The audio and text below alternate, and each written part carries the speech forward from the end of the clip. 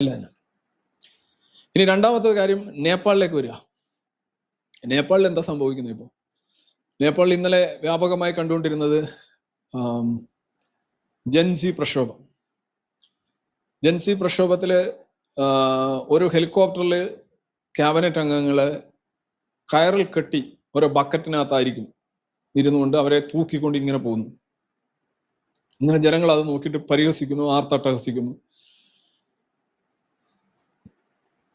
ലോകമെമ്പാടുമുള്ള മാധ്യമങ്ങൾ റിപ്പോർട്ട് ചെയ്ത സാധനമാണ്. പക്ഷെ ഇത് ശരിയാണോ ഇല്ലയോ എന്നുള്ളത് അത് തന്നെയാണോ എന്നറിയില്ല. പക്ഷെ ആയിരിക്കാം. കാരണം അതിന്റെ തലേ ദിവസം അവരെ ധനകാര്യമന്ത്രി ചെയ്തത് നിങ്ങൾ കണ്ടതാണ്. ചവിട്ടി എടുത്തിടുന്നു, കല്ലെറിയുന്നു. ജൻസി പ്രക്ഷോഭം എന്തായിരുന്നു ഈ നേപ്പാളിലെ ജൻസി പ്രക്ഷോഭം? ഇപ്പോഴും ആളുകൾക്ക് എന്തെങ്കിലും ഒരു ധാരണ ഉണ്ടോ എന്ന് എനിക്കറിയില്ല. ജൻസി നിനക്ക് എന്ത് തോന്നി എന്നൊരു കുരിപ്പുഴയുടെ ഒരു കവിത ഉണ്ടായിരുന്നു. അത് ജെസ്സിയാണ്, ഞാൻ ഇച്ചിരി ജൻസി എന്നാക്കിയതേ ഉള്ളൂ കേട്ടോ. നേപ്പാളിൽ തുടങ്ങി എങ്ങനെയാണ്? ശ്വാസം മുട്ടുന്നു. എന്താണ്? ഇൻസ്റ്റ ഇല്ല, വാട്സപ്പ് ഇല്ല, ഫേസ്ബുക്ക് ഇല്ല, അതില്ല, ഇതില്ല, ന്യൂ ജനറേഷൻ എന്നോ അങ്ങനെ അവർക്ക് മാത്രമേ എല്ലാവരും ഉപയോഗിക്കാൻ. എന്നാലും തുടങ്ങി ആക്രമം അഴിച്ചുവിടുന്നു. അത് അവിടെ ഈ വിദേശ സ്ഥാപനങ്ങളെ വരുതിയിൽ കൊണ്ടുവരാനായിട്ട് ഫേസ്ബുക്ക് ആയാലും മെറ്റയായാലും വാട്സപ്പ് ആയാലും ഇവരെല്ലാം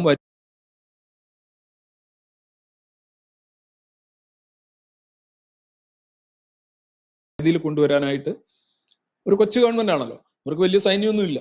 അപ്പോൾ ഈ കമ്പനികളൊന്നും അവർ പറയുന്ന രജിസ്ട്രേഷൻ പ്രോസസ്സിലൂടെ ഒന്നും കടന്നു പോകുന്നില്ല. അപ്പോൾ ഒരു നിയന്ത്രണം ഏർപ്പെടുത്താനായിട്ട് അവർ ചെയ്യുമ്പോൾ ഉടനെ ഒരു ദിവസം പോലും നമ്മുടെ കുഞ്ഞുകുട്ടന്മാർക്കും കുട്ടികൾക്കും താങ്ങാൻ പറ്റുന്നില്ല. അവർ അക്രമത്തിലേക്ക് തീരുന്നു. അപ്പോഴാണ് ഈ അവർ ചെയ്യുന്ന അക്രമം ഇല്ല ഒരുമാതിരിയില്ല മയക്കുമരുന്ന് കിട്ടാത്ത സമയത്ത് ഈ ചില നമ്മളിവിടെ കാണുന്നുണ്ട്, കേരളത്തിലൊക്കെ കാണുന്നുണ്ട്, സ്വന്തം മാതാവിനെ കൊല്ലുന്നു, മാനഭംഗപ്പെടുത്തുന്നു. ഈ സാധനം കിട്ടാതെ വരുമ്പോഴാണ് ഇതേപോലെ ഒരു അഡിക്ഷൻ പോലെ ഇത് വർക്ക് ചെയ്യുന്നു എന്നുള്ളത് അത് നമ്മൾ ചിന്തിക്കേണ്ട ഒരു വിഷയമാണ്. അത് നമുക്ക് വെറുതെ നമ്മൾ കൈ കഴുകിയാൽ തീരുന്ന ഒരു പ്രശ്നമല്ല. വളരെ സീരിയസ് ആയിട്ടുള്ള ഇഷ്യൂ ആണ്. അതാണ് അവിടെ നടന്നത്. അപ്പോൾ ഒരു ദിവസം കഴിഞ്ഞപ്പോഴത്തേക്ക് അക്രമം വളരെ കൂടുതൽ, കണ്ടമാനം അക്രമം. അതിനെ എന്തിനായിരിക്കും? ഉടനെ ഒരു കാരണം എടുത്തിരിക്കുന്നു, അഴിമതിക്കെതിരെയുള്ള പ്രക്ഷോഭമാണ്. ഒരു സാധനം കൊണ്ടിരുന്നത് അഴിമതിക്ക്. ഇതിലെ കേരള കോൺഗ്രസ്സുകാർ മുന്നണി മാറുമ്പോൾ അവർക്ക് പ്രത്യേകിച്ച് മാറാൻ കാര്യമൊന്നുമില്ല. ഒരു സീറ്റ് ഏറ്റുമാനൂർ സീറ്റ്, അല്ലെ കോട്ടയം സീറ്റ്, ആ സീറ്റ്, ഈ സീറ്റ് എന്നൊക്കെ പറഞ്ഞായിരിക്കും അവർ മാറുന്നത്. അങ്ങനെ പറഞ്ഞാണ് മാറുന്നതെങ്കിലും അവർക്ക് പ്രസ്താവന നടത്തുമ്പോൾ ഞങ്ങൾക്ക് ഇന്ന സീറ്റ് കിട്ടാത്തതുകൊണ്ട് ഞങ്ങൾ ഇങ്ങോട്ട് മാറിയെന്ന് പറയാൻ പറ്റില്ല.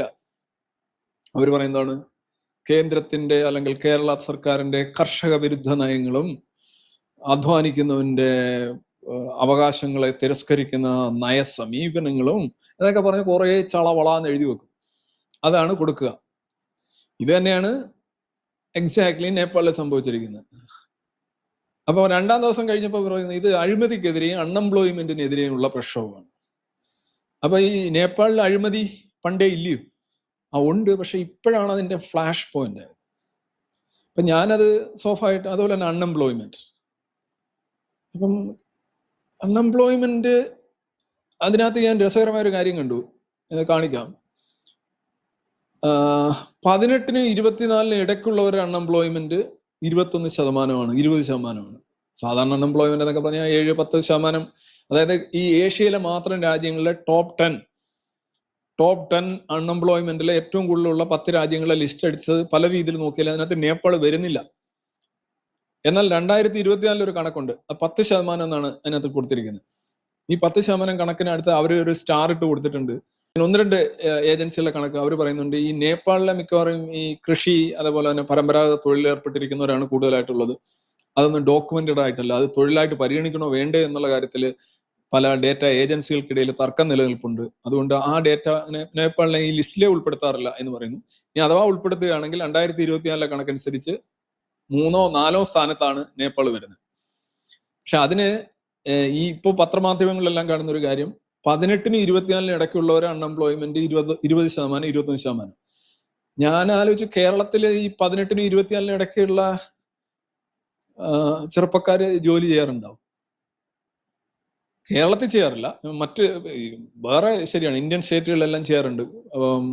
18 ആകുമ്പോഴത്തേക്ക് ഒരു ജോലി അവർ ചെയ്യാറുണ്ട്. കേരളത്തിൽ നമ്മൾ എല്ലാവരും ഈ പറഞ്ഞ എറ്റേണൽ സ്റ്റുഡൻസ് ആണ്, പഠിതാക്കളാണ്. പക്ഷെ അതുകൊണ്ട് അവർക്ക് ജോലിയില്ല. അവർക്ക് ജോലി ഇല്ലാഞ്ഞുകൊണ്ടല്ല, അവർ ചെയ്തുകൊണ്ടിരുന്ന ജോലി, അവർ രസിച്ച് ചെയ്തുകൊണ്ടിരുന്ന ജോലി അവർക്ക് കിട്ടാതായതുകൊണ്ടാണ് അവർ തെരുവിലിറങ്ങിയത്. അപ്പോൾ പെട്ടെന്ന് ഇപ്പോൾ ചർച്ച ചെയ്യുന്നത് എങ്ങനെ അൺഎംപ്ലോയ്മെന്റ് മാറ്റാം, എങ്ങനെ എന്താ പറയാ അഴിമതി മാറ്റാം. ഇത് രണ്ട്. അഴിമതി എന്തായാലും ഒരു രോഗം പോലെ, ഒരു കറ പോലെ കുറച്ച് കൊണ്ടുവരാൻ അത് മാത്രമേ സാധിക്കുള്ളൂ. ജനാധിപത്യത്തിൽ അത് കുറച്ച് കൊണ്ടുവരിക എന്ന് പറയുന്നത് നല്ല ശ്രമകരമായ പരിപാടിയാണ്. നല്ല ഇന്റൻഷൻ ഉണ്ടാവണം, നല്ല എക്സിക്യൂഷൻ ഉണ്ടാവണം, ഇംപ്ലിമെന്റേഷൻ ഉണ്ടാവണം. അങ്ങനെ മാത്രമാണ് അത് മെരുക്കിയെടുക്കുക. അത് സാധിക്കുള്ളൂ. അത് സാധിക്കണമെങ്കിൽ ആ ജനങ്ങൾക്ക് അതേപോലെ ജനാധിപത്യപരമായ ബോധങ്ങളെക്കുറിച്ചും കർത്തവ്യങ്ങളെക്കുറിച്ചും നല്ലൊരു ധാരണ ഉണ്ടാവണം. അതൊക്കെ ശരിയായിട്ട് വരികയാണെന്നുണ്ടെങ്കിൽ അത് നടക്കും. പക്ഷെ അതിനൊക്കെ ഒരുപാട് സമയം പിടിക്കും.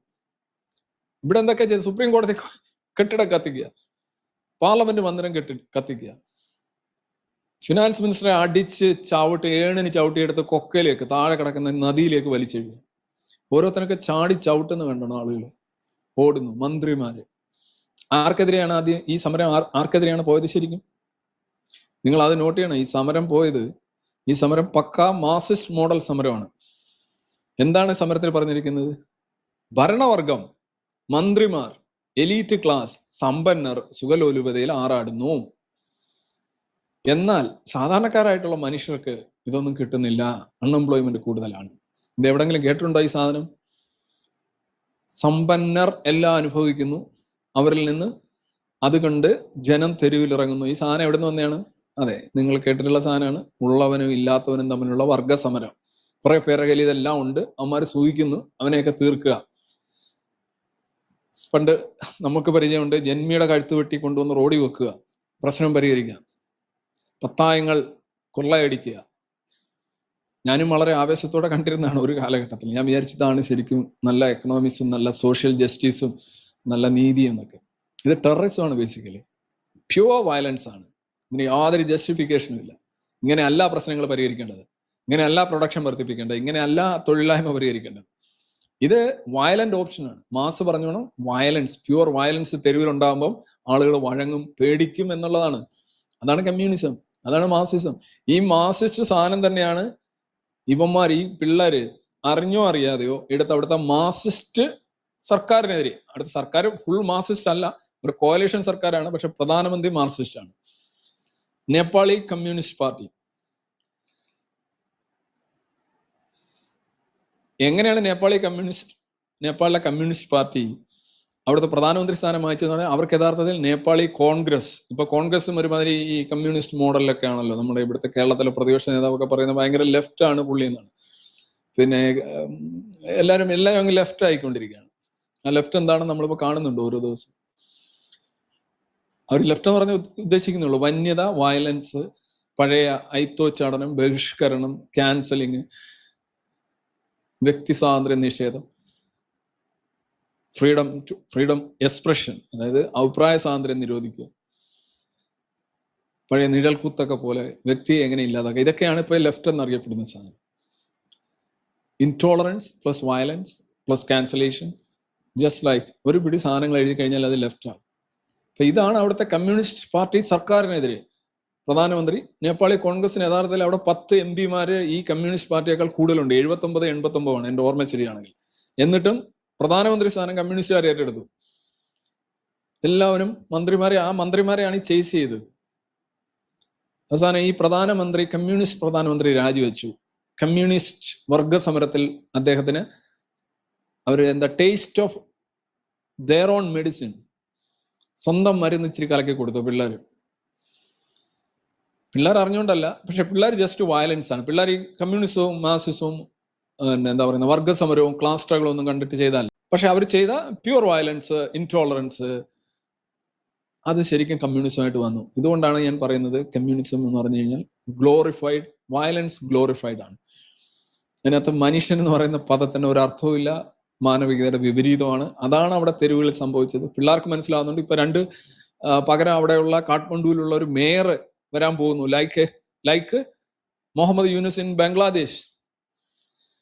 ജമാഅത്തിയുടെ സ്റ്റൂജായിട്ട് അവിടെ ഇരിക്കുന്നു ബംഗ്ലാദേശിലെ മുഹമ്മദ് യൂനുസ് എന്ന് പറയുന്ന ഒരു മഹാൻ, സമാധാനത്തിന് നോബൽ പ്രൈസ് കിട്ടിയത്. അത് കഴിഞ്ഞ് വേറെ ഒരു ചീഫ് ജസ്റ്റിസ്, ഒരു സുശീല കിർക്കറോ അങ്ങനെയാണ് അവരുടെ പേര്. ഇവർ രണ്ടുപേരെയാണ്, അവരുടെ പേരാണ് ഇപ്പോൾ പുതിയ ഇന്റരിം പ്രൈം മിനിസ്റ്റർ ആയിട്ട് പ്ലോട്ട് ചെയ്യുന്നത്.